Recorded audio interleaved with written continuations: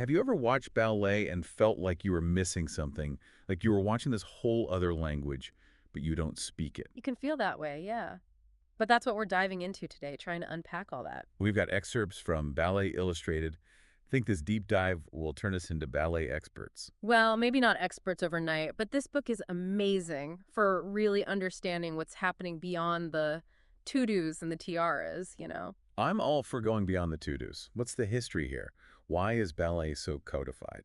It's actually fascinating. It started as these court dances, way back in the Renaissance. Oh, wow. Really? Yeah, and over time, it transformed into this really structured, precise art form. But all the terms and stuff, that's like hmm key to understanding it all. It really is. It's like learning the language of ballet, and once you know a few words, you start to see them everywhere. Okay, I'm ready for my crash course. Hit me with some ballet basics. All right, so let's start with first position. Heels together, toes pointing out.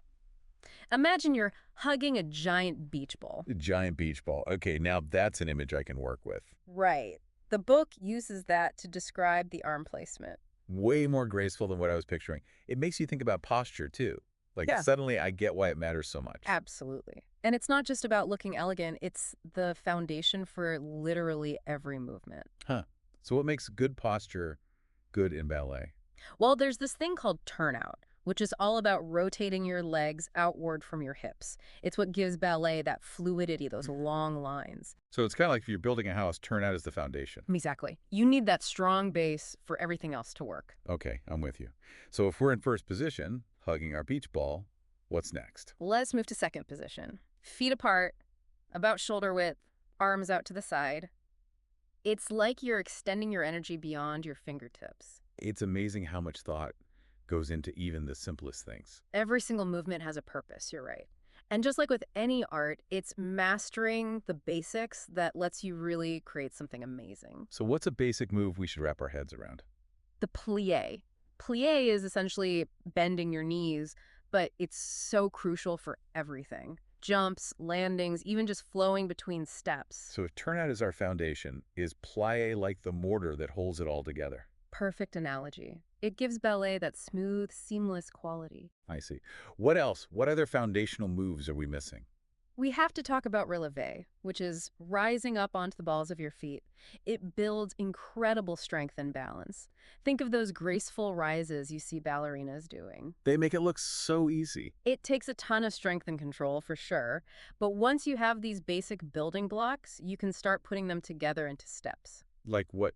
Give me an example of a step. Well, there's the jeté. It literally means throwing, it's a leap where one leg looks like it's throwing the other leg into the air. Oh, yeah, I can see that. Or the pas de bouée, which literally translates to steps of the drunkard.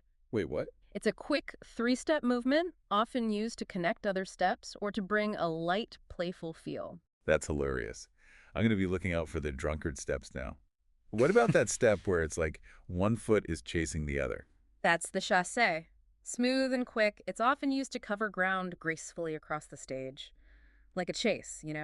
It's amazing how each step has a personality, a purpose. Exactly. Okay, so we've got our foundation, our mortar, and now we're starting to build our vocabulary. What else can this ballet dictionary do? Oh, we're just getting started. Get ready to see how they combine these elements, these steps, into amazing sequences. Just wait until we talk about how they combine plié, tendu, which is extending your leg, jeté, pas de bourrée, and chassé. We're back, diving deeper into this ballet thing, and I have to say, the more I learn, the more I realize I didn't know. Right. It's amazing how much goes into it. Last time we were talking about combining all these basic elements. Yeah, like those sequences, they're incredible. How do dancers even wrap their heads around all of that?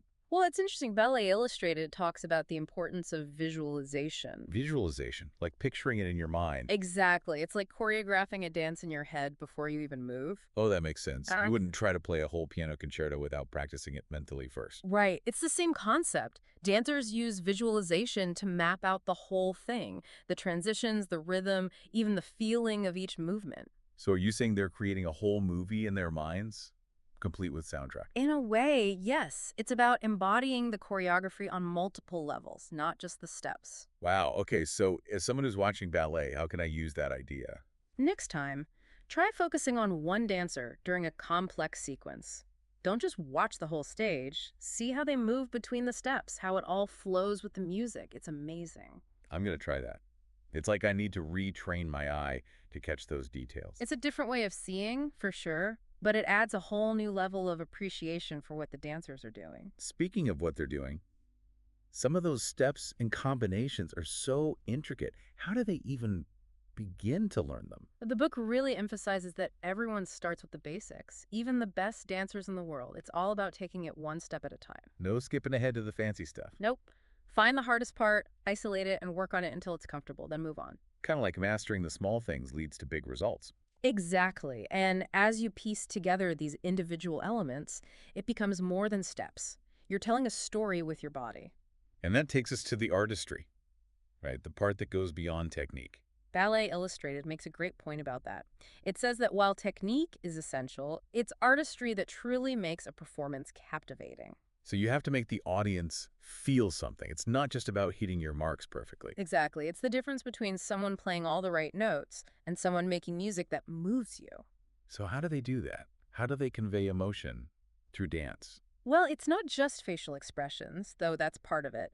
The book talks about how every movement can express emotion, the angle of your head, the way you hold your arms. Your whole body is an instrument. That's amazing. It's like your whole body is speaking even when your mouth is closed. That's a great way to put it. And ballet takes that idea to the extreme. It has its own kind of language, its own grammar of movement. Now I'm even more curious about all those little nuances. Like I read that they use something called mime in ballet. What is that all about? Mime is so cool. It's like this stylized form of acting without words. So like specific movements that mean specific things. Yes, it can convey plot points, emotions, all without a single word spoken. So they're really using their bodies to tell the entire story. Exactly. It's another layer to this already complex art form. A gesture can mean love or fear or anger. Amazing, right? It really is. We express so much without realizing it, even in our everyday lives. Absolutely. And ballet magnifies all of that. It's like suddenly you can understand this hidden language you never knew existed. This has been eye-opening, for sure. We've talked about the steps, the artistry, the way it all comes together. But I'm curious to hear more about the dancers themselves, the people behind the movements. Back again, we're really getting into the nitty-gritty of the ballet world today. Right. We've gone from those basic positions all the way to, like, the language of mime. It's mind-blowing. But now I'm curious about the dancers themselves, What's it actually like to be a professional ballet dancer? Well, the book says it's more than a job, it's a whole lifestyle. Like, their day starts with class, just like we talked about, but not for beginners, obviously. So even the pros are constantly training. Totally. They're always maintaining and improving their technique. Makes sense. Like any athlete, I guess. But all that work on your body, it's got to be tough, right? Oh, for sure. Injuries are a real concern. That's why Ballet Illustrated talks a lot about cross-training. Cross-training, like doing other types of workouts. Exactly. Things like Pilates, yoga, swimming, even cycling. It helps prevent injuries and builds overall strength. Oh, yeah. I can see how having a strong core from Pilates would help with those extensions and stuff. Exactly. It's about building a really strong, resilient body that can handle those demands. What about the mental side of things? Right. Ballet is so competitive, there's got to be a lot of pressure. The book really emphasizes community, like having a support system of other dancers, teachers, family, everyone. So it takes a village, even in this really individual art form. Totally. Plus, lots of dancers use things like meditation and journaling to handle the pressure. That makes sense. Taking care of your mental health is so important. Absolutely. And, the book is great at explaining the technique and everything. It really is. But there's just something about ballet that goes beyond that, that magic that you were talking about earlier. What is it about ballet that's so captivating, do you think? That's a great question. I mean, for me, it's the combination of, like, the athleticism and the grace. The way they can tell a story without any words. It's incredible. It's like watching human emotion transformed into something beautiful and powerful. Perfectly said. And that's our deep dive into the world of ballet. I feel like we could keep going, honestly. There's so much to learn. Right. But hopefully this gave everyone a good starting point. Definitely. So, listeners, if you enjoyed this deep dive, why not check out a ballet performance near you? Or even try a few pliés yourself. You never know until you try. Until next time on The Deep Dive, keep exploring and stay curious. ready to trade in our casual observer hats for something a little more insightful. Let's do it. Today, we're diving deep into the world of ballet. Yeah, it's way more than just pretty moves, you know? There's a Yeah. whole lot of technique and artistry underneath. Exactly. And our guide for this deep dive is Ballet Illustrated by Valentin Serich. Such a great resource, especially if you, like me, are trying to decode this intricate dance form. Totally. So, where do we even begin? This book is packed with info. Well, it's all about the foundation. Ballet builds on these fundamental positions and movements. Right. Like those basic positions first, second, third, fourth, and fifth. Yeah, those are super important. They might look simple, but, like, trust me, they're deceptively challenging. Okay, so let's break it down then. Okay, so let's take first position, for example, Mm. right?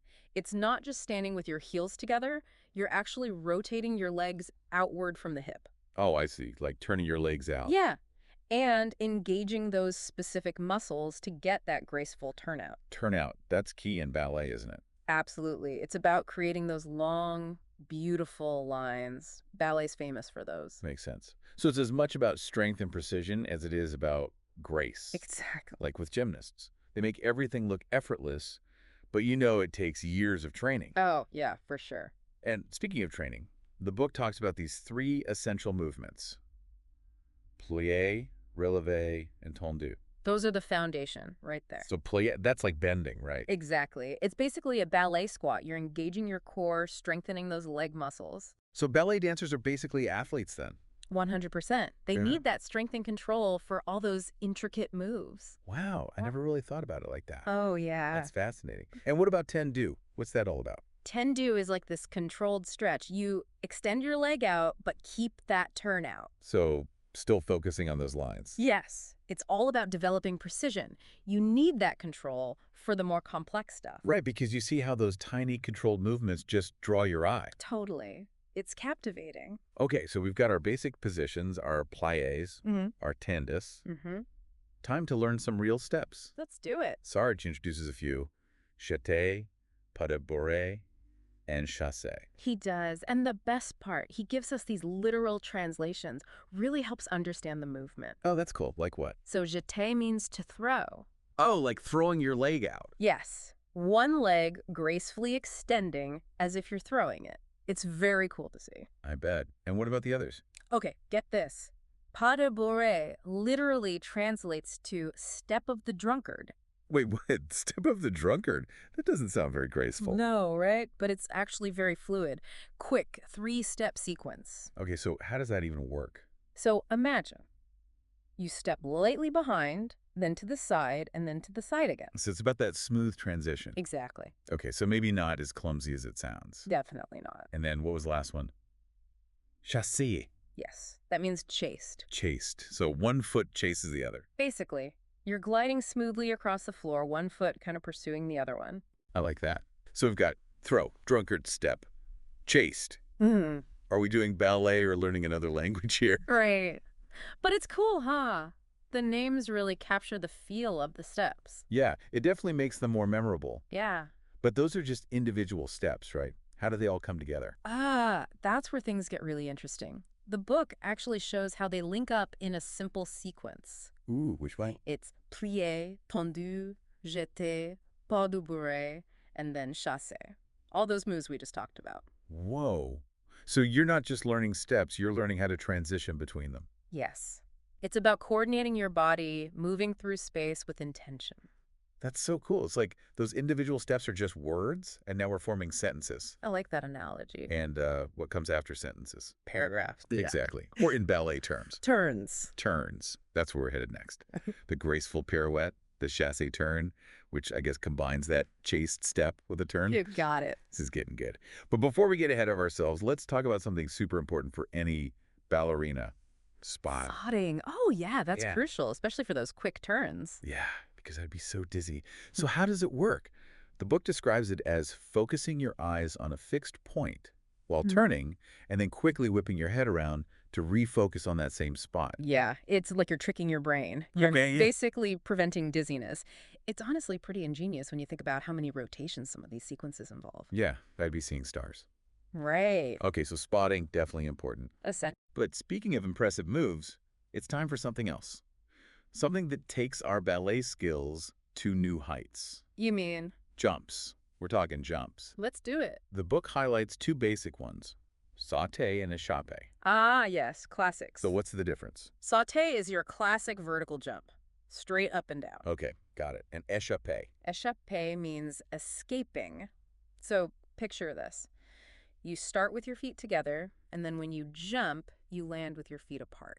Oh, so like jumping out of a confined space? Exactly. I'm telling you, these ballet terms could be a whole new way of talking. Right. But, okay, so we've got our positions, our steps, our turns, our jumps. It's a lot. It is. Yeah. But we haven't forgotten those long, graceful lines that ballet is famous for. Ah, the lines. Those are key. And that brings us to Extensions. extensions. So tell me, is it all about how high you can lift your leg? It's a part of it, sure.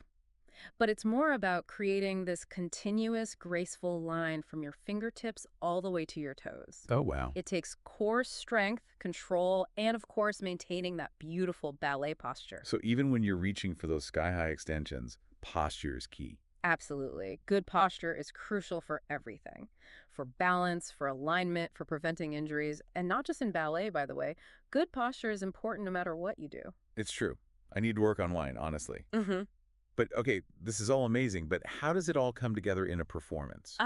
The big picture. That's where combinations come in. It's like taking all those individual elements and weaving them into this cohesive dance. Right, like those individual steps are just words, and the combinations are the sentences. Exactly. They're like those pieces of a puzzle that come together to make a beautiful picture. And every good picture needs the right composition. Yes. A ballet combination needs rhythm and flow. Absolutely. And, of course, that dash of musicality. Oh, for sure.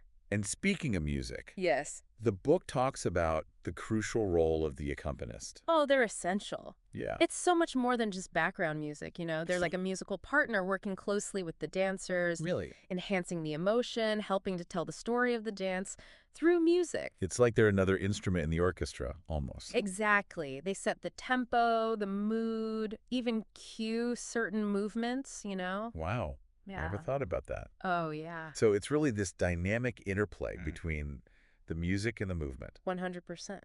That's fascinating. But before we get totally lost in the music here, Yeah. let's shift gears for a second and talk about something else that's important in ballet. Okay. Something that's often unspoken, but incredibly important. What's that? Etiquette. Ah, yes, etiquette. Right. There's got to be some kind of code of conduct, right? Oh, absolutely. It's all about respect. Respect for the studio, for the instructor, and for your fellow dancers. Makes sense, yeah. It helps to create this respectful, productive learning environment for everyone. So for those of us who are new to the world of ballet, like, what are the key things to keep in mind? Well, first and foremost, punctuality is key. Okay, so be on time. Exactly. Showing up on time shows that you respect everyone's time, you know? Yeah, absolutely. Being late is disrespectful. Exactly. And then there's attire. Oh, right. Like what you wear. Yeah, most ballet classes have a dress code. What is it usually? Usually a leotard, tights, ballet slippers. Makes sense. Got to be able to move freely. Yes. It's about freedom of movement, but also maintaining that professional look. It's like a uniform in a way. Exactly. It shows you're there to focus, to work hard. Yeah, I like that. And speaking of focus, when the instructor is talking, Yeah. it's important to listen attentively to observe their demonstrations. Right, because you don't want to miss any of those crucial tips or corrections. Exactly.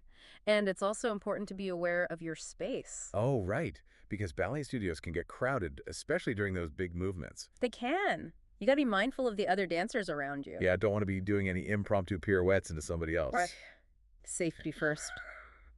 Okay, so be on time, wear the right gear, pay attention, be aware of your space. What else? And last but not least, don't be afraid to ask questions. Oh, yeah, good point. If you're not sure about something, just ask. It's always better to clarify than to risk developing bad habits. That's good advice for anything, really, not just ballet. It really is. So we've got our technique down. We know how to behave ourselves in the studio. What's next? Well, for those who are ready to level up their skills, Sarich has some great advice. Yeah, like what? He emphasizes the importance of incremental learning. Incremental learning. What's that? It means gradually challenging yourself as you build a solid foundation. Okay, so like don't try to do a grand jeté before you've mastered a simple sauté. Exactly. It's about building upon each skill you learn. Makes sense. And remember, feedback is crucial. Right, like having a coach. Exactly. Don't be afraid to ask your instructors or even more experienced dancers for guidance. It's like having a ballet mentor in your corner. Exactly. They can help you refine your technique, help you reach your full potential. This is great stuff. It is. Okay, we've talked technique, etiquette. What about the music? I feel like there's this deeper connection there than just background noise. Oh, absolutely. Ballet is as much about musicality as it is about technical skill. It's true. When you see those dancers move so gracefully to the music. It's magical, isn't it? The music sets the tone, the mood. It even dictates the rhythm and pace of the movements. That's so cool. It's like the music is telling a story, too. Yes. And just like a good story, a ballet performance benefits from variety and contrast. What do you mean? Well, Sarich actually recommends exploring other dance forms. Oh, really? Yeah, like contemporary dance, for example. Interesting. He says it can enhance your musicality and expression. Oh, that makes sense. So it's like cross-training for dancers, in a way. Exactly. It's about broadening your artistic horizons, you know? Yeah. It makes you realize that ballet, even though we're focusing on it, it's not this isolated art form. It's not. It draws inspiration from, like, all these other disciplines. It does. And just like any art form, practice is paramount. Oh, for sure. You're not going to Yeah, get anywhere without practice. Exactly. Sarich encourages dancers to visualize complex sequences before actually doing them physically. Oh, interesting. It's like creating a mental movie of the movement. I like that. So you're playing it out in your mind before your body even moves. Exactly. It helps you solidify the technique, Right. prepare for the physical execution. He also suggests breaking down those challenging movements into slower motions. Oh, so like slow motion practice. Exactly. Focus on each part, then gradually increase the speed. That's a good tip. It helps you really understand the mechanics of the movement, which ultimately leads to a more fluid and controlled execution. It really is all about the practice. Yeah, it is. Perfect practice makes perfect. Exactly. And it's so clear how much attention to detail goes into ballet, It really is. from the technique to the artistry. It all comes together. This has been so eye-opening. Oh, good. We went from knowing basically nothing about ballet to Right. understanding the basic positions, the steps, even some of the nuances of the musicality, the etiquette. Yeah, it's a whole world. It really is. And Oh. we've only scratched the surface here. That's true, but it's a good start. But it gives you a whole new appreciation for what you're watching. I hope so. Oh yeah, next time I see a ballet, I'm going to be looking for all those subtle preparations Right. You'll start to notice all the little details. and those amazing extensions And and the musicality. yeah. And maybe I'll spot a step of the drunkard or two. I bet you will. Well, on that note, I think we've covered a lot of ground today. We have... We'll leave you to further explore the beautiful and intricate world of ballet. It's a fascinating world. It really is. Until next time, happy learning, everyone. Welcome back, everyone, to the deep dive. Ready to trade our hiking boots for ballet shoes today? Always up for a little change of pace. Me too. And you know how much I love when our deep dives take us into the world of art and performance? Oh, absolutely. And ballet is about as elegant as it gets. I mean, Yeah. talk about discipline, artistry, it's all there. Right. So we're diving into Ballet Illustrated mastering techniques and vocabulary today. I've got my metaphorical notebook open and pen ready. And I'm ready to channel my inner dancer. Love it. Though I have to admit, my knowledge of ballet starts and ends with the Nutcracker and maybe a few episodes of Dancing with the Stars. Hey, that's a good starting point. But seriously, there's so much more to it. It's like Right. what they say, right? Ballet is the foundation for so many other dance styles. Okay, you've convinced me. No more jokes at ballet's expense. Let's get serious. Where do we even begin with something so intricate? Well, like any good structure, you start with the foundation, right? In ballet, it's all about the 5 fundamental foot positions. Ah, the building blocks. I remember reading about these in the book. Sounds simple enough, right? They might seem that way, but trust me, these positions are the key to everything. It's about creating those long, beautiful lines, achieving that signature ballet aesthetic. Okay, walk me through it. Pretend I'm in my very first ballet class. What's the first thing I need to master? All right, so picture this. You're standing tall, heels together, toes pointing outwards, forming a V shape with your feet, Got it, like a human protractor. kind of. And that's first position. It's all about that turnout, rotating your legs outward from the hips, Turnout, right? It sounds easy, but I'm already feeling my muscles protesting a bit. Exactly. It takes incredible strength and flexibility. Now slide those feet apart, maintaining the turnout so you're about hip-width apart, so that those toes pointing out. Okay, so it's like first position, but wider. You got it. That's second position. And it's amazing how such a subtle shift can change your whole stance. Right. Suddenly I feel so Yeah. elongated. That's the ballet magic. Now, third position, we're bringing one foot in front of the other, heel to arch, maintaining that gorgeous turnout. Okay, starting to feel a little more ballerina-esque now. See, we're getting there. Now, for fourth position, step one foot in front of the other again, but this time the feet are apart, about 1 foot's length between them. The heel of your front foot should line up with the toes of your back foot. My brain's doing a little dance just trying to picture that one. I know, it takes a minute to visualize, but trust me, once you get it, it just clicks. And now for the grand finale of our foot positions, fifth position. Bring those feet together, one in front of the other, heel to toe to heel. This one requires maximum turnout, and it's definitely the most challenging of the 5. I can only imagine. And I thought standing with my feet together was easy. Oh, in ballet, nothing is as easy as it looks. Yeah, But that's part of the beauty, right? The precision, the control. absolutely. And even just talking about these positions, I feel a little more poised, a little more graceful. Maybe ballet is contagious after all. Maybe it is. Or Okay. maybe it's just the power of visualization. Either way, we've only just scratched the surface of the wonderful world of ballet. Okay, wow. My feet are already tired just thinking about all of those positions. You and me both. And we haven't even gotten to the movements yet. Well, that's what I was thinking. The book also talks about plié, relevé, tendu. These terms, I feel like I need a pronunciation lesson just to get started. Oh yeah, ballet vocabulary can definitely sound a bit like a secret language at first. Totally. But come on, give me a crash course. Like, what's a plié? Is that like a squat? It's related for sure, but way more graceful than a squat. Hmm? Imagine bending your knees, keeping that back straight, and engaging your core. It's all about that smooth, controlled movement. Smooth and controlled, got it. I'm sensing a theme here in the ballet world. There's a reason for it. A good plie is the foundation for so many other steps. Oh, wow. So you're telling me even like those big dramatic jumps they do, those start with a good plié. Absolutely, everything in ballet builds upon itself. Hmm. Speaking of building, how about we releve? Ooh, yes, relevé. Okay, so that sounds a little fancier, a little more uplifting, if you know what I mean. Exactly. It's all about lifting those heels off the ground, coming up onto the balls of your feet. Graceful, light, elegant. And that starts with a strong plie, right? You got it, see? It all connects. This is fascinating. Okay, one more term. Tendu. You're right on the money. Picture this. You're extending your leg, brushing your foot along the floor, pointing your toes. Sounds almost simple. Don't let it fool you. Tendu requires so much control and precision. It's deceptively challenging. I'm sensing another theme. Deceptive challenge. Ha, right. Yeah. But that's ballet in a nutshell. It's all about making the difficult look effortless. And I'm guessing those amazing jumps we were talking about, they're not exactly effortless, are they? Definitely not. But even those incredible feats of athleticism, they all stem from mastering the basics. Speaking of those jumps, I think I saw some cool terms for those in the book too, sauté and chappé, right? They just sound so much more impressive than just jump. I know, right? Everything sounds better in French, especially ballet terms. So true. Break them down for me. What's a sauté? It's basically a simple jump, but the key is, of course, in the landing. Light, quiet, controlled. So even jumping requires serious technique in ballet. Noted. Exactly. Now, échappé is where things get really fun. Imagine starting with your feet together. Then as you jump, you gracefully slide them apart, landing in a wider stance. Ooh, I love that. So elegant, even midair. And then you jump again, bringing your feet back together. It's that beautiful flow between closed and open positions.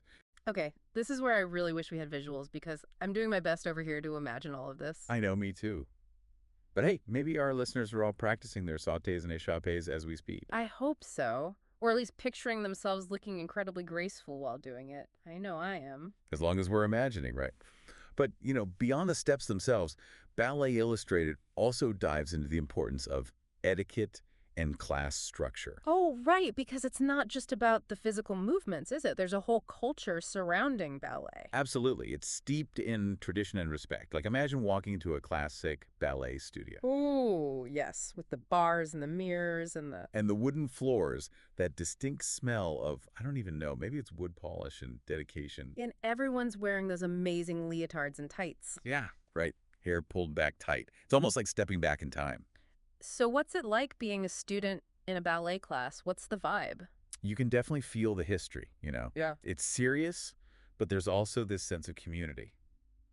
So it's not intimidating because I have to admit, I'm picturing like super strict instructors and everyone being incredibly talented. Well, every instructor has their own style, of course, Hmm. but at its core, ballet is about discipline and artistry, and those things can be intimidating at first. But it's also about pushing yourself beyond your comfort zone, discovering your own strength and grace. I like that. So what happens during a typical ballet class? Walk me through it. Okay, so you typically start at the bar, warming up, working on your technique. Ah, the bar. Such a classic ballet image. Right, it's like your partner in crime throughout the class. And then you'd move on to center work, where you get to move more freely across the floor, putting those movements together. That's where you really get to like embody the dance, Yes, right? exactly. And of course, every class ends with a cool down, stretching those muscles, reflecting on what you've learned. Sounds like a pretty amazing workout, both physically and mentally. It really is. But, we can't forget about the music.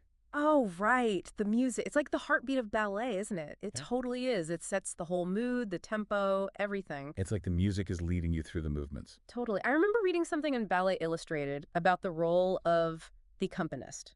Like, usually there's a pianist there during class, right? Almost always. And they're not just like playing background music. They're really setting the tone for the entire class. Wow, that's incredible. I never really thought about it like that. They even have a specific term for that introductory music before a dance, Hmm. like to set the stage. Oh, what's it called? Now I'm curious. It's called preparation. Preparation. Interesting. It's like those few moments of music before the dance actually begins. It gives the dancers a chance to get into character. Ooh, I love that. It's all connected. Exactly. The music, the movements, the feeling, it all comes together. Man, I'm so inspired right now. I kind of want to sign up for a ballet class. Do it. You never know till you try. Right. That's true. But for those of us who might not be ready to don the leotard and tights just yet, is there a way to, keep learning about this world from afar? I think the book mentioned some other resources. It does. If you really want to nerd out on ballet technique, Basic Principles of Classical Ballet by Agrippina Vaganova is a classic. Okay, making a note of that. What about you? Any favorite ballet resources you always recommend? I always go back to Inside Ballet Technique by Valerie Grieg. It's a great one for understanding, like, the how and the why behind the movements. Awesome. Adding that to my list too. And hey, even just watching professional ballet performances, either live or online, can be so eye-opening. So true. Seeing it all come together on stage is really something else. It's like a whole new level of appreciation, right? Absolutely. Well, I think that's a beautiful note to end on. The magic of ballet, everyone. Cheers to that. And that's a wrap on another incredible deep dive. Until next time, keep exploring, keep learning, and who knows, maybe we'll see you at the bar. Okay, ready to swap those comfy clothes for some imaginary ballet shoes? We're diving headfirst into the world of ballet. It's this amazing blend of athleticism and art. Absolutely. Every single move, from a simple step to those incredible leaps, it's all about telling a story without saying a single word. And we've got a stack of fascinating stuff to guide us. I'm really excited to dig into Ballet Illustrated. It seems like the perfect way to break down this art form, wouldn't you say? Totally. It's a really good intro. And you know what I find interesting? It really stresses how important the terminology is right from the beginning. It's like the book is saying, listen, if you want to get ballet, you got to learn the lingo. Yeah, that makes sense. It's like going to another country and trying to understand a conversation. Knowing a few key phrases makes all the difference. So if these terms are like the ballet dictionary, then those 5 basic positions, that's like building up your vocabulary, right? I feel like the book really brings them to life. What stands out to you about how they describe, say, first position? Well, you know how they always talk about, like, imagine holding a giant beach ball to get those rounded arms? Right. I always thought that was kind of cheesy, but Oh, honestly, it works. yeah. It's such a simple image, but you instantly feel that open, graceful shape. Okay, I'm trying it right now, and I can already feel my posture getting better. It's amazing how such small adjustments can make a difference. And it makes you realize every single detail in ballet has a purpose. It's not just about looking pretty, it's about creating this strong foundation for everything else. Exactly. Imagine building a house without a solid foundation. It'd be a disaster. Those positions, they're the foundation, and you can feel that stability when you hold them correctly. It's pretty cool. Then as you move through the other positions, like second, third, fourth, fifth, You're building on that, challenging your balance, creating these long, elegant lines. It's like each position is a stepping stone, leading you towards more complex stuff. And speaking of stepping, the book introduces a few basic movements: plie, releve, and tendu. Did I say those right? Be honest. You're doing great. And honestly, don't worry too much about the pronunciation. Even experienced dancers are always fine-tuning their French. The important thing is understanding what these movements do and why they're so important. Okay, so break it down for us. Let's start with plie. It sounds a lot like apply, and in a way, it is like you're applying force with your legs. Right. Basically, it's a graceful bend of the knees. And it might look simple, but a good plie is like the secret to so many ballet moves. It's the engine that powers your jumps, your turns, everything. So plie is all about that controlled power. What about releve? I feel like dancers talk about that one a lot. Oh, definitely. Releve is all about that grace and lift. It's simply rising up onto the balls of your feet like you're about to go on tiptoe. Strengthens your ankles, your feet, gives you that beautiful elevated look that's so classic ballet. Gotcha. And then there's tendu. Is it fair to say that one's all about those long, graceful lines with your legs? Exactly. Tendu is extending your leg, pointing your foot, creating that longest line possible from your hip all the way to your toes. And it might look simple, but it takes tons of control and precision. Every muscle is working to create that smooth, elegant line. So even in those basic movements, plie, releve, tendu, you see how ballet combines strength, control, and artistry. It's pretty fascinating. It really is. And what's amazing is that these are just the basics.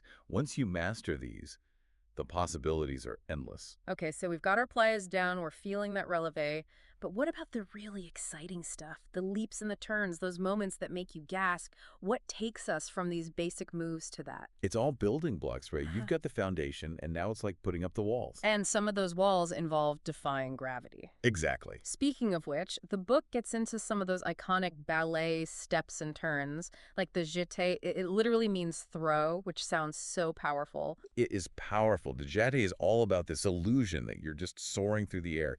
Imagine one leg gracefully extended forward and the other one pushes off, propelling you upwards. Okay, yeah, so it's a leap. Yeah, a graceful leap into the unknown. Reading the definition, I was picturing something a little more aggressive, but like you said, it's controlled power and grace, just like we were talking about with the positions. Exactly. And it's interesting to think about how those basic movements that we talked about, plie, releve, they all play a part in a perfect jeté. The plie gives you that burst of energy, the releve gives you lift. It's all connected. It's like a chain reaction of technique and artistry. What about turns? The book mentions the pas de bourrée, which I have to admit I mostly know from memes. Ah, yes, the step of the drunkard. It's a name that gets people every time. But in reality, the pas de bourrée is about these quick little steps that make it look like you're just gliding effortlessly across the floor. So less about stumbling, more about smooth transitions, kind of like a secret weapon for choreography. Yes, precisely. And then, of course, there's the chassé, which basically just means chased. It's a gliding step where one foot kind of gracefully chases after the other. I get why they call it chased. It builds momentum, and often it's used as a setup into a bigger jump or turn. And speaking of turns, what about those graceful spins, like the pirouette? Ugh, the pirouette, the most quintessential ballet turn. The book does a really good job of explaining how it works. You rise onto one leg, usually from fourth or fifth position, with your other leg bent and supporting at the knee. But the real magic, the secret, if you will, is in the spotting. Spotting, yeah. I've heard that term, but never really understood what it meant. It's super interesting. Spotting is when you fix your gaze on a specific point as you turn, and you whip your head around to refocus on that same spot as you complete the turn. And it helps to maintain balance and prevent dizziness, even when you're doing multiple rotations. So your body's working overtime to defy physics. It really makes you appreciate the athleticism involved, and it's not even just physical, is it? The book also mentions the role of music, which I hadn't really thought much about before. Music is essential. It's not just background noise. It's like the heartbeat of the performance. And what's so cool is that this connection between the music and the movement starts way before the curtain even goes up.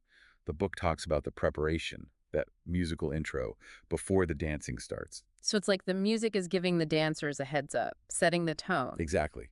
And the lengths and the style of that preparation can be Mhm. different depending on how complex the dance is, the emotions, even how the dancers themselves interpret it. It's subtle, but it's so powerful for the storytelling. It's like this unspoken conversation between the musicians and the dancers. It adds a whole other layer to the performance. And speaking of layers, there's one more thing from this section I wanted to touch on, this idea of extensions and lines. Yes. This is where it gets really interesting. It goes beyond just the steps and into the artistry. It's fascinating how, for example, extending your leg isn't just about the physical act. It's about creating a visually beautiful line that flows all the way from your fingertips to your toes. So your body basically becomes a sculpture. Yes. And this focus on extensions and lines Hmm. really highlights how important posture and alignment are in ballet. The book stresses that it's not just about aesthetics, it's about preventing injuries. It's about making sure your body can handle all of the demands. It's like in yoga or martial arts, alignment is key. Exactly. It's about working with your body, not against it. And that's a lesson that applies to way more than just ballet. It's amazing to think about all this, the positions, the movements, how important the music is. It makes you realize how much skill and dedication goes into making it look so effortless on stage. It's true. The more you understand something, the more you can appreciate it. Right. But I think what makes ballet really special is that it's not just about being technically good. It's about conveying emotion Mhm. through movement, telling a story with your body.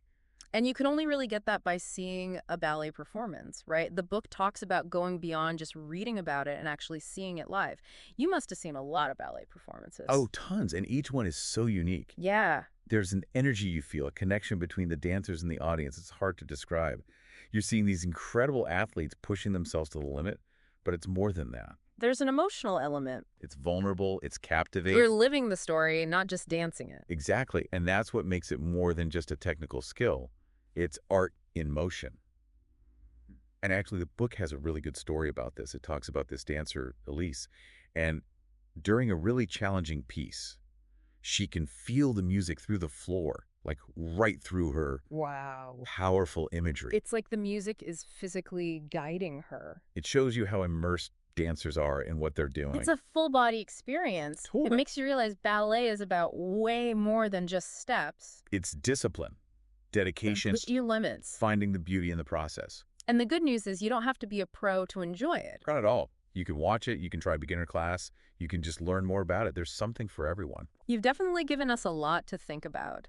From those 5 basic positions to how important the music is and how athletic it is, it's so much more than it seems. You know what? I think I might just take your advice and try to find a class. I think you should. You might surprise yourself. And maybe one day you'll see me attempting a graceful jeté on stage. Or, at least a very enthusiastic play. We'll be cheering you on either way. That's it for our deep dive into the world of ballet. Until next time, keep exploring, keep learning, and remember, there's always something new to discover.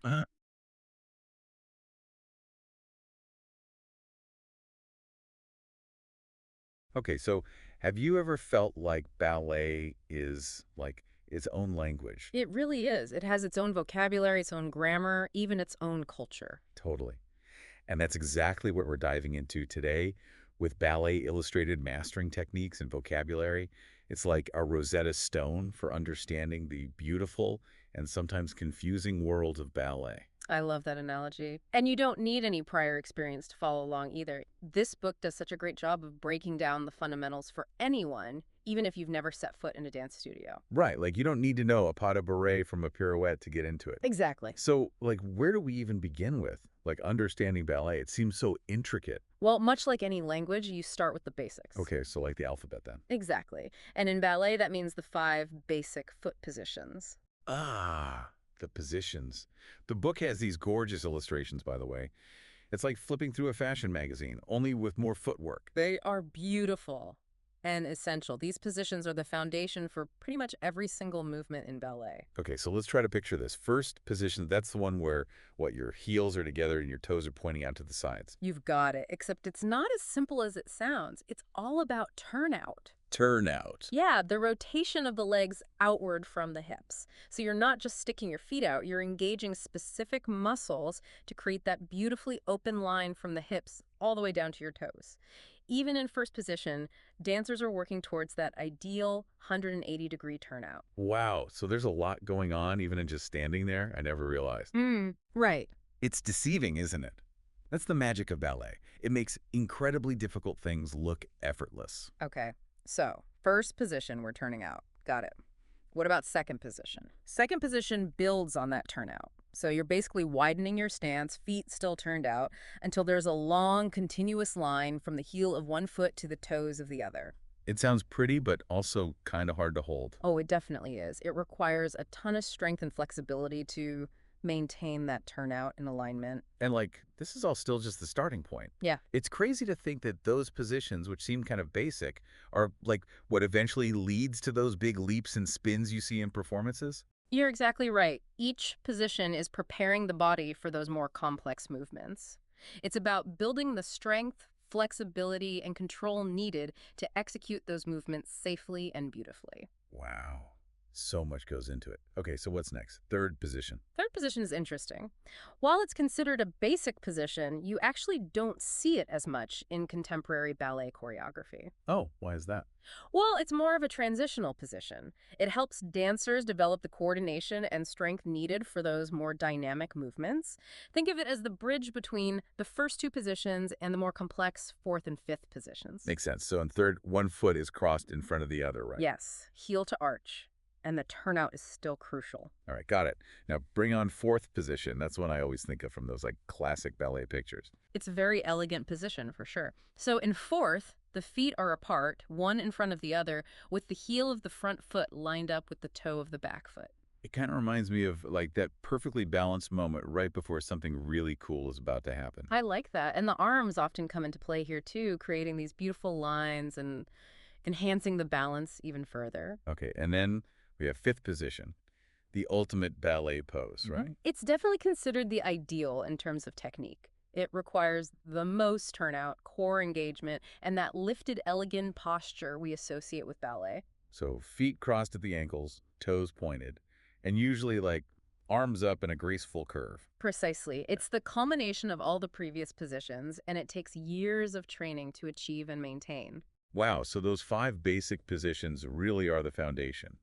But what about the actual moves? How do you go from standing there looking graceful to actually dancing? That's where the fun really starts. And luckily, Ballet Illustrated breaks down some of the most important basic movements, too.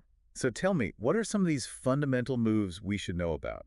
I've definitely heard of plie. Oh, plie is crucial. Think of it as a graceful bend of the knees, like a controlled squat. So it's all about the bend. It's about the control and the strength. You're engaging your core, your thighs, your calves, everything. And it forms the foundation for so many other ballet steps. So it's kind of like the engine that powers a lot of the fancier movement. Exactly. And then you have releve, which is all about rising up onto the balls of your feet. Releve sounds a little more intimidating. What exactly does that involve? It's all about grace and finding that lift. Imagine yourself lightly pressing up onto your tiptoes, engaging your calves, and feeling that sense of lightness and elevation. So it's about finding that feeling of weightlessness, but with control. Exactly. It's essential for developing the calf strength and balance that are so crucial in ballet. And then there's tundu. Mm. That another one of those foundational moves. Absolutely. Tendu literally means stretched, and that's exactly what it is. It's a controlled extension of the leg, brushing your foot along the floor. Oh, that actually sounds kind of simple. It might look simple, but it's deceptively challenging. It's all about precision, control, and feeling that connection from your hip all the way down through your toes. So it's more about the precision than the power then. You could say that. Ballet is often about making the difficult look effortless. Right, that makes sense. It's so interesting how even these seemingly simple moves have so much emphasis on precision and control Yeah. in ballet. That's what makes it so captivating to watch. Every movement is deliberate, controlled, and infused with artistry. It makes me really want to sign up for a ballet class and experience all this firsthand. It really is incredible to experience, that's for sure. And speaking of experiencing ballet, the book doesn't just cover the physical steps. It actually talks about what it's like to be in a ballet class. Oh yeah, there's a whole etiquette thing, right? It's not just show up and start twirling. Definitely not. Ballet has a rich history and traditions, and that extends to the classroom. Which makes sense, I guess. I've always thought of ballet as very structured, but I never really considered why. Well, a lot of it comes down to respect. Respect for the art form, respect for the instructor, and respect for your fellow dancers. Oh, that makes sense. So it's about creating an environment where everyone can focus and learn. Exactly. It's like entering a space dedicated to hard work and discipline, so you want to honor that shared commitment. Wow. I never thought about it like that, but it's true. And, one thing that really struck me in the book was the role of the accompanist. I always just figured, like, they played some nice background music, but there's so much more than that. Oh, absolutely. The accompanist is like another teacher in the room. They're not just keeping time, they're bringing the music to life in a way that enhances the dancer's understanding of the movements. So it's almost like a musical conversation between the accompanist, the teacher, and the dancers. Exactly. The book even shares this anecdote about a renowned ballet mistress who insisted on having only the most skilled pianists accompany her classes. She firmly believed that the right pianist could elevate the entire class, bringing a deeper level of artistry and nuance to the exercises. Wow, that's pretty amazing. It really highlights how interconnected the music and the movement are in ballet. Precisely. And speaking of movement, let's talk about some of the specific steps the book covers. We have to talk about the pas de chat. Yes. Step of the Cat. The name alone is so intriguing. It really is. And when you see it performed well, it really does evoke that feline grace and agility. It's like, how does a dancer actually look like a cat in this step? Well, picture this. A dancer leaps sideways, bringing their feet up one after the other as if stepping over a puddle or a low obstacle. Okay, I can kind of see it in my head. It's a very quick, light, and fluid movement, Yeah. and it requires a lot of control and coordination to make it look effortless, which, as we've discussed, is hallmark of ballet. So it's one of those, like, deceptively difficult looking moves. Exactly. It's all about strength disguised as grace. And then we have the jeté, the classic ballet leap, that moment where a dancer seems to defy gravity, soaring through the air. Yes, the jeté is so iconic. Like, when you think of ballet posters, there's usually a jeté happening somewhere. Absolutely, it's a showstopper. And while we often focus on the height and extension of the leap, what makes a truly great jeté is the smoothness and control, both in the takeoff and the landing. Oh, that's interesting. So it's not just about how high you can jump, but how gracefully you can do it. Precisely. It's about creating this illusion of effortlessness, even though it requires incredible strength and athleticism. And of course, we can't forget about the pirouette, the iconic ballet spin. The pirouette, the one move that everyone can picture, Yeah. even if they've never seen a ballet. Exactly. It's such a classic image. The dancer, perfectly balanced, spinning on one foot. It looks almost effortless. But I'm sure it's anything but effortless. Definitely not. To achieve that illusion of effortlessness, dancers rely on incredible core strength, precise spotting techniques. Spotting techniques. What's that? Good question. It's how dancers keep from getting dizzy when they're turning. They fix their gaze on a specific point as they turn, and then at the last second, they whip their heads around to refocus on that same spot. So it's like a visual anchor that helps them maintain their balance while spinning. Exactly. It's pretty fascinating stuff, and a great example of how dancers train their bodies and minds to do these incredible things. It really is. I never realized how much athleticism was involved in ballet before. Like, I knew it was demanding, but this is next level stuff. Oh, absolutely. It's a highly technical art form that requires years of dedicated training. But when you see it done well, it's pure magic. It really is. And Ballet Illustrated does such a great job of, like, pulling back the curtain and giving you a glimpse into all the work and artistry that goes into it. It really does give you a new appreciation, doesn't it? Totally. Right. So, like, for anyone listening who's feeling inspired, what's the best way to, experience more ballet? Well, the obvious answer is to go see a live performance. There's nothing quite like seeing those dancers on stage, bringing it all to life. Oh, absolutely. And, like, luckily these days, there are so many ways to do that, even if you don't live near a big city with, like, a ballet company. Exactly. You can find amazing recordings of performances online, or even check to see if your local cinema is screening a live broadcast. Oh, that's a good idea. I love those screenings. And I bet, after having this conversation and, like, really getting a sense of all the nuances of ballet, those performances will take on a whole new meaning for our listeners. Absolutely. They'll start to notice things they might have missed before, like the precision of the footwork or the way a dancer uses their eyes and head during a turn. It's like having a whole new vocabulary to understand and appreciate what you're seeing. Exactly. It opens up a whole new level of appreciation for the art form. So as we're wrapping up our deep dive here, what's like the one big takeaway you hope people walk away with? This book does a fantastic job of explaining the technical side of ballet, but what I hope really resonated with listeners is the idea that ballet is so much more than just technique. Okay, I like where you're going with this. It's a language of expression. Every movement, every gesture, every pointed foot and lifted arm tells a story. It's like those old silent films where the actors had to convey everything through their movements and expressions. Exactly. So I guess my challenge to your listeners is this. The next time you watch a ballet, whether it's live or on a screen, try to look beyond just the steps. Try to see the emotion, the intention, the story that the dancers are trying to tell with their bodies. That's such a great point because really, at its heart, that's what any art form is trying to do, right? Connect with us on an emotional level and tell us a story. Exactly. This has been amazing. Thanks so much for taking us on this journey through the world of ballet. My pleasure. Always happy to talk about ballet. And to all our listeners out there, thanks for joining us for another deep dive. Keep those brains curious, and we'll see you next time. Ready to trade in our detective hats for a pair of ballet slippers. Uh-huh. Always up for a wardrobe change. Me too! Today we're diving into a world beyond the bar, a world of pliés and pirouettes, and let me tell you, there's a lot more to it than meets the eye. It's true. Ballet is so much more than just pretty tutus and graceful movements, Mm. though those are definitely part of the appeal. Absolutely. But we're going deeper. We're using ballet illustrated mastering techniques and vocabulary as our guide today. A classic. It is, and I have a feeling even those familiar with ballet will discover some hidden gems within its pages. So, ready to demystify the magic of ballet? Let's do it. Perfect. Now, the book starts with those iconic 5 basic positions, the ones we see and instantly think, oh, yeah, that's ballet. But what I found so interesting was how the book uses this playful image of hugging a giant beach ball to describe the arm position in first position. I love that analogy. It's so true, though. Even in those seemingly simple starting positions, ballet demands an incredible amount of precision and, believe it or not, strength. It's not just about looking elegant, it's about having this core strength and control that most people wouldn't even associate with ballet. Precisely. That's where those foundational movements like plie, releve, and tendu come in, the ones the book dives into next. It's easy to dismiss them as just stretching, warming up the muscles. Hmm. But really, they're the bedrock, the building blocks for everything else a dancer does. So it's like you can't just leap into the fancy stuff without a strong foundation, right? It's all connected.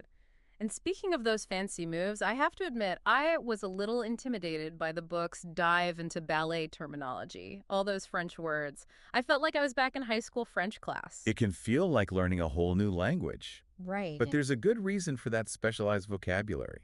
It ensures clarity and consistency in studios across the globe. That makes sense. So a détonné in a Moscow studio means the same thing in a New York studio, a Tokyo studio, you name it.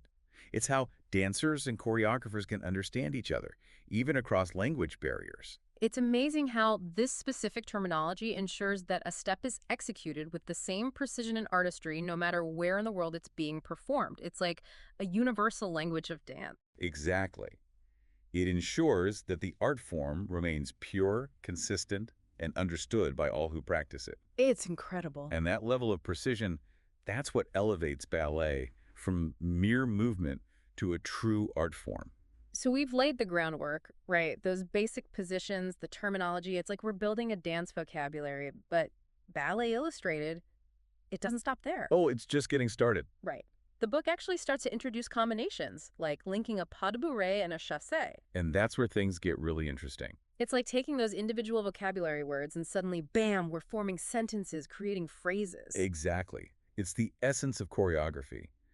These combinations, even the simple ones, they give you a taste of how choreographers build those intricate sequences that tell a story, evoke an emotion, just sweep you away. And then there are the jumps. The gravity-defying feats. Right. The book specifically talks about the sauté and the échappé, and as someone who, full disclosure, trips over air, I really appreciated the book's emphasis on safety and proper techniques. Safety first, always. But it makes sense. Ballet is so demanding, especially those jumps. It's not just about artistry, it's athleticism.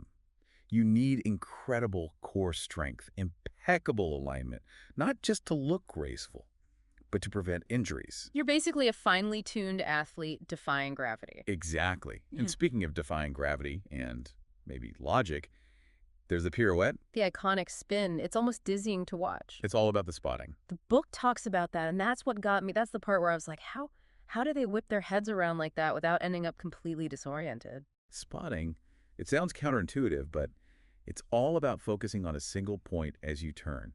It minimizes the dizziness and helps maintain that sense of balance. It's like a magic trick, but with physics. Right. It's incredible. It's ballet in a nutshell, really. Physics meeting artistry, beauty born from discipline. And it doesn't stop there, right? Ballet Illustrated, it doesn't just cover the steps themselves. It goes beyond, talks about things like extensions, lines, even partnering. Of course. Those are the nuances, the details that take it to another level. It's like adding punctuation to those sentences we were talking about. Exactly. A long, extended line can evoke a completely different feeling than a sharp, angular pose. It's like speaking with your body, adding layers of meaning to every movement. And then there's this whole other layer, this other player in the ballet world that I honestly hadn't given much thought to before. You're talking about the music. Exactly. Ballet Illustrated really dives into the importance of the accompanist, even the term for that introductory music, preparation. I mean, I'm probably butchering the pronunciation, but You're close enough. okay, good. But it just made me realize that the music, it's not just background, it's like another dancer on the stage. Completely. That accompanist, they're not just keeping time, they're helping to tell the story. The tempo, the dynamics, even those tiny pauses, they all add to the emotional impact. It's a real partnership. And speaking of stories, there's this anecdote, the last chapter of the book. It paints this picture of a typical day in a ballet class, and you can just feel the dedication, the discipline. It's a glimpse behind the curtain, right? All that work that goes into those seemingly effortless movements. Exactly. And the respect, I was struck by that. Respect for the art form, respect for the instructors, even for like the bar itself, It's been there for years, seen countless plays. There's a history there. Ballet, it's steeped in tradition, but also this incredible passion. And Ballet Illustrated, it captures that, I think. It goes beyond the steps and gives you a feel for the whole world. It does. It's like we've unpacked this hidden language, right? From Mm. those basic positions to the leaps and turns and the crucial role of music.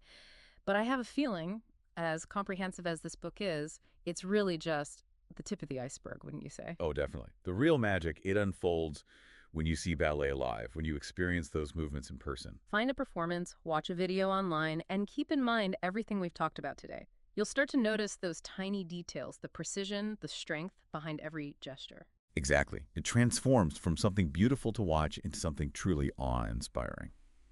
So, as we wrap up our deep dive into the world of ballet, here's a little something to think about. How does understanding the work, the dedication, the artistry behind those graceful movements, how does it change your experience of this captivating art form? This has been the deep dive. Until next time, keep those minds curious and those questions coming.